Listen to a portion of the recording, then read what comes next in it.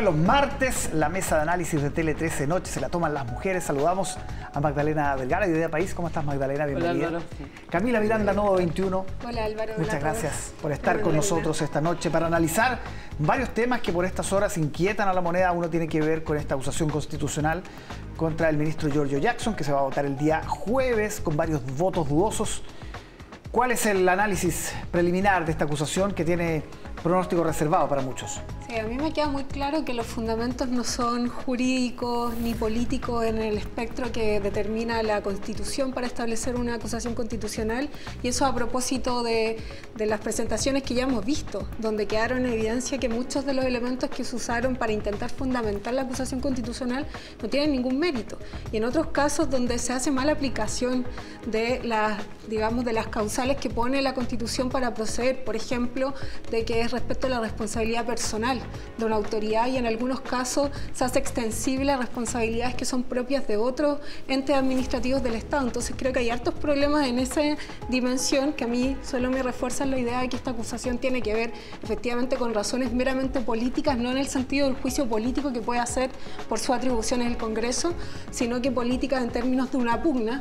Y me parece que también los planteamientos que han empezado a realizar parlamentarios también de oposición, como de RN, diciendo efectivamente al escuchar los antecedentes, me parece que no hay mérito para que se funde la acusación constitucional, y están pensando no apoyarla en el sentido de lo que significa desnaturalizar la medida. Entonces creo que refuerza esa idea, y también creo que se empieza a configurar un escenario complejo que es extensible al resto del año, en el sentido que el Partido Republicano va a presionar con fuerza al resto de los partidos de la derecha. Ellos son quienes promovieron esta iniciativa, quienes han estado tensionando a distintos parlamentarios de la derecha para apoyar o no esta acusación constitucional. ¿Cuánto de cobro de cuentas tiene esta acusación y cuánto también de estrategia, en el sentido de que Jackson es una de las figuras principales del Frente Amplio, podría ser candidato más adelante y acá se podría dejar fuera de juego durante 5 años?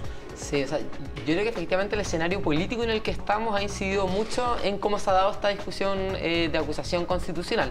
Yo creo que por una parte los constantes errores que ha cometido el gobierno también, sin que haya habido una especie como responsabilidad política real a propósito de ello, también ha generado el escenario en el que estamos. El propio hecho que también hoy día me parece a mí que el gobierno está pidiendo un estándar moral o ético que ellos tampoco tuvieron cuando fueron oposición. El propio ministro Jackson aprobó 11 de 14 acusaciones constitucionales mientras él estuvo, y entre ellas era una, por ejemplo, a el ministro en su minuto de salud, Mañalich, en plena pandemia, por el manejo que estaban dando, a Raúl Figueroa también por el hecho de querer abrir la escuela. Entonces también obviamente hay una sensación, hay una especie como de, claro, de revanchismo quizás que se puede dar, que es propio del escenario político, la crítica. Hay una ciudadanía que también de alguna forma, frente a los errores que se han habido, frente al mal manejo quizás que ha tenido en cuanto a gestión el gobierno, también están pidiendo alguna cabeza. Obviamente Jackson en ese sentido está pagando en ese sentido el pato. Ahora, respecto del mérito de la acusación, yo creo que el cómo se ha planteado, especialmente hay un punto que a mí me parece que es sensible, que es la implementación de la ley de garantías de la niñez en cuanto a las oficinas locales de la niñez, y otra de la ejecución presupuestaria que eso tiene, que quizá en otras circunstancias habría, antes que todo, obviamente atendido a una interpelación, a otros mecanismos de fiscalización que tenemos, pero todo este otro escenario político ha también generado que se haga más posible esta acusación constitucional, que quizás en otras circunstancias no habría tenido esa fundamentación, ese mérito tan relevante, esa gravedad. Ahora, toda la estrategia del gobierno está basada en que no pase la Cámara de Diputados, porque en el Senado la cosa se complicaría mucho. A esta hora, a 48 horas de la votación, ¿cuáles son los cálculos? O sea, entiendo que los cálculos que se están realizando, que son de público conocimiento, no alcanzarían los votos para que proceda la acusación constitucional. Ahora, ya Cámara conocemos cómo se funciona el Congreso. O sea, hasta que no se vote con este Congreso es difícil saber, sobre todo respecto a las presencias y ausencias en el hemiciclo, que en algunas ocasiones han habido problemas justamente porque hay personas que no han estado presentes, y eso ha impactado en los quórums, sobre todo en un Congreso donde nadie tiene mayoría. Eso se vuelve más importante. Entonces, entiendo que hasta ahora las proyecciones son que no estarían los votos para que prosiga la acusación constitucional. Entonces eso como... Sí. Ahora, un punto que decía Camila, que en el fondo republicano está teniendo la batuta en este minuto y obliga a Chile Vamos, la presiona y lo obliga a ir más hacia la derecha. ¿Cuánto hay de eso, Magdalena? ¿Tú coincides? Yo no sé si sea tan así en este punto, porque, bueno, lo que comentaba antes, ¿no es cierto? O sea, que efectivamente es una acusación constitucional que es llevada adelante por republicanos en un inicio, pero que no solamente fue desde la oposición que plantea dan también la posibilidad de acusación, sino que también hay personas del oficialismo que están de acuerdo con la acusación que se estaba dando. Entonces hay una fuerte tensión en lo que se ha dado, por lo mismo que si es que pasa la Cámara, la acusación probablemente en el Senado se va a aprobar, también por la enemistad que el propio Jackson generó también dentro del Senado y una serie de otras condiciones.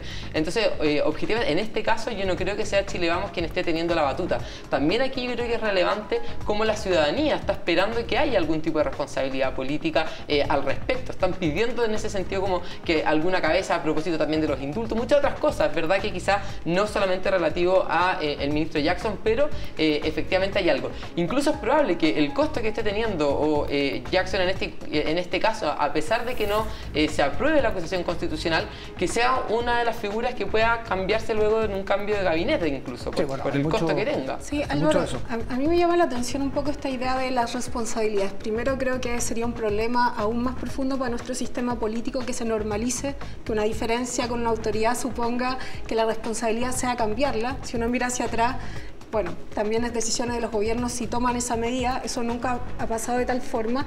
Y lo otro que creo es que esta idea de que no han habido responsabilidades también, incluso señalando que me parece un despropósito proceder así en nuestro sistema político, es que en el caso de los indultos hubieron responsabilidades concretas y explícitas que sucedieron, un cambio en el Ministerio de Justicia, un cambio en el jefe de gabinete del presidente, entonces creo que ahí decir que no hay toma de conocimiento creo que es un error, y además que creo que las responsabilidades en términos de las posiciones o decisiones de un gobierno, que no son necesariamente incumplimiento en las obligaciones constitucionales, que sería la acusación constitucional, tienen también otras salidas que tienen que ver con agenda, con avance en reformas. Yo creo que si uno normaliza que ante una diferencia, entonces aquí lo que corresponde es un cambio de gabinete, yo creo que es un error y espero que el gobierno no proceda en esa senda. O sea, creo que lo que importa es sostener, si es que hay cambio de gabinete, en cambios de orientaciones, en ejes que apuntalar, pero no en una lógica de estar pagando la responsabilidad de la oposición, sobre todo cuando uno ve los fundamentos de esta acusación constitucional, que en efecto tienen razones políticas, pero no tienen mérito jurídico. Nos quedan 2 minutos para hablar de las listas de cara a las elecciones de consejeros. Magdalena, parece, en ninguno de los dos bloques está claro si va a haber 2 listas o una sola. En la derecha en particular, Republicanos ha sido muy refractario, también en Chile Vamos. ¿Sería una ventaja, por ejemplo, si es que finalmente el oficialismo va en una sola lista respecto de 2 en el caso de la oposición?